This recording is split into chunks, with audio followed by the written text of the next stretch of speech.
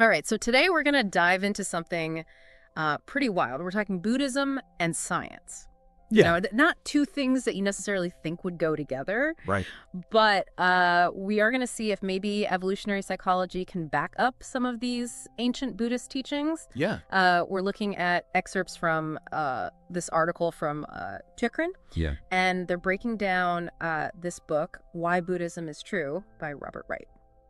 It's really interesting stuff. I mean, we're not talking about, the mystical side of Buddhism. We're really getting down to like the core principles Right. and then seeing, how they hold up with science. Yeah, and one of those core principles being the concept of dukkha, Yeah. which can be translated as suffering, but I think suffering, sometimes we hear that and it's like, well, I'm not suffering, I'm not in pain right now. Right. But I think a better way to think about it is like this inherent dissatisfaction. There's Yeah. always something more we need. Or there's always, I should be doing this, or I should be over there, or, whatever that looks like. Yeah. It's that feeling of just never really being content, never really being satisfied. Right, and so this is where evolutionary psychology comes in. Exactly.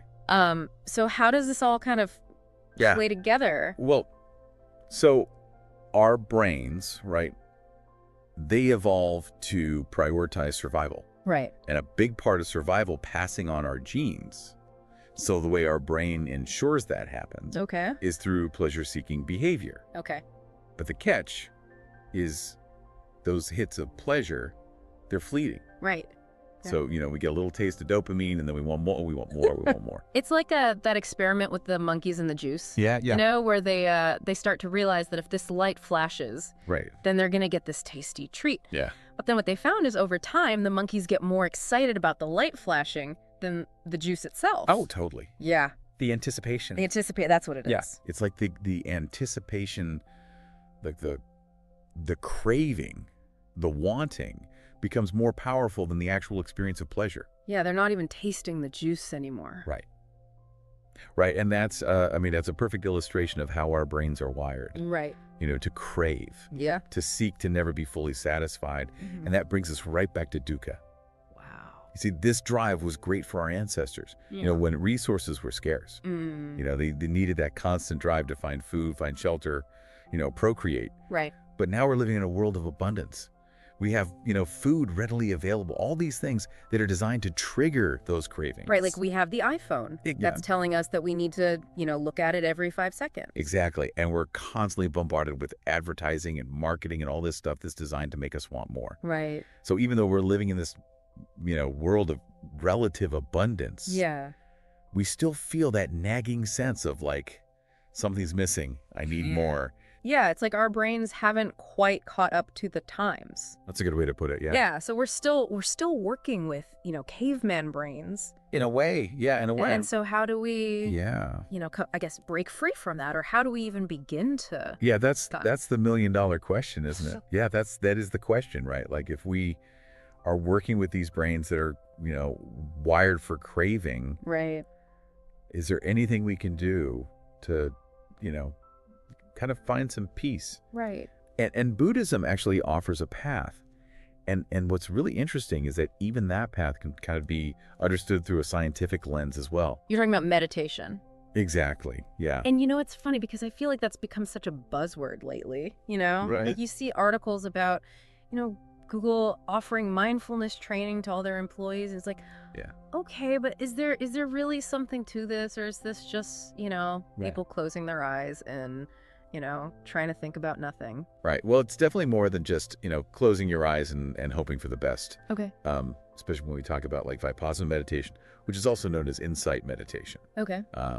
It's not about emptying your mind. It's really about paying attention in a very specific way. Okay. So how does that work?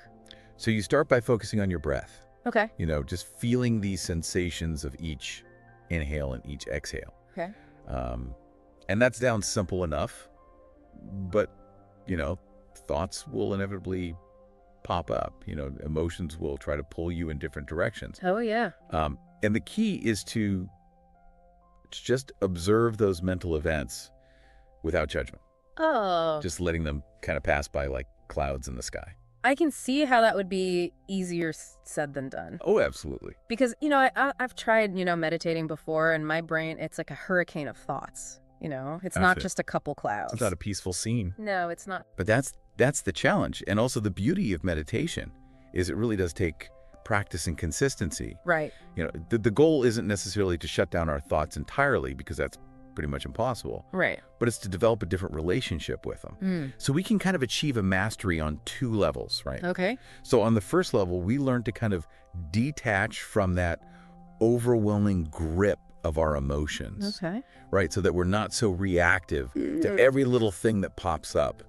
And then, eventually we might even touch this state of just pure undisturbed awareness. Wow. Now that's pretty profound. It is, yeah. When you think about it. So how does this all relate back to dukkha though? Right. Like how does changing how we're relating to our thoughts, how does that help with this kind of underlying feeling of dissatisfaction that we've been talking about? Right. So we've been talking about how meditation can help us relate to our thoughts and emotions differently. But what about like the actual stuff happening around us? The good, the bad, the ugly? Yeah. How does that all fit in? It feels like we need to unpack this whole form is emptiness idea. Right. It's a tricky one. Can seem very abstract, but it's actually super insightful once you get it, Okay. And it doesn't mean the world isn't real. We're not talking simulation theory here. Okay, good to know. It's more about understanding the meaning, the weight we give things. That's what's empty, ultimately, impermanent. Okay, so like the difference between seeing a tree versus seeing it as majestic or in the way or whatever story my brain cooks up. You got it. Tree's just a tree. The form is the thoughts, judgments we layer on top. That's what shapes our experience. Okay, so how does this form thing play out day to day, though? Think of it this way. Imagine a chair, right? Just a plain wooden chair. Okay. Now imagine it was your grandma's favorite chair. She read you stories in it when you were little. Oh. Suddenly, same chair, but loaded with memories. Right. Emotions. Yeah, totally different meaning. Exactly. The form we give it changes everything. But we're not choosing to assign all this meaning, are we? It just kind of happens. Exactly. And get this, our sources say this coloring of reality, it's evolved, survival tactic. Like back in the day. Our ancestors, they had to judge their environment fast. Is this plant going to kill me? Predator nearby. High stakes. Right. Snap judgments, often fueled by emotion, that's what kept them alive. Brain developed shortcuts. Makes sense, like a built-in alarm system, but... Super valuable then. Yeah. But today, same mechanisms can mess us up. We label things good or bad based on our past, don't even realize we're doing it. So emptiness is like recognizing those labels, those stories. They're not the objective truth. Bingo.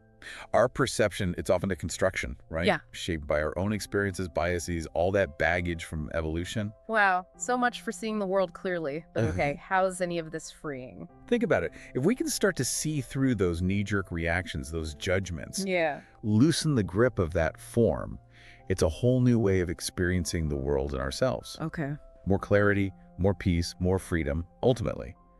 So like Buddhism's offering a user manual for the mind. Yeah. Yeah. Thousands of years of practice. And now science is catching up, right? Exactly. Yeah. Showing us the why, the how behind these ancient truths. Pretty amazing intersection, right? It really is. We've gone from monkeys and juice to the nature of reality in, 30 minutes? It's wild. But that's the beauty of these deep dives, right? We uncover these hidden connections and hopefully walk away with a fresh perspective. Thanks for listening, everyone. We'll catch you next time for another deep dive. Thank you all for listening to today's program. We're very happy to share this interesting content with you. If you like our program, please don't forget to follow our podcast so you won't miss any new episode. At the same time, if you find our program helpful, please feel free to leave us a 5-star rating.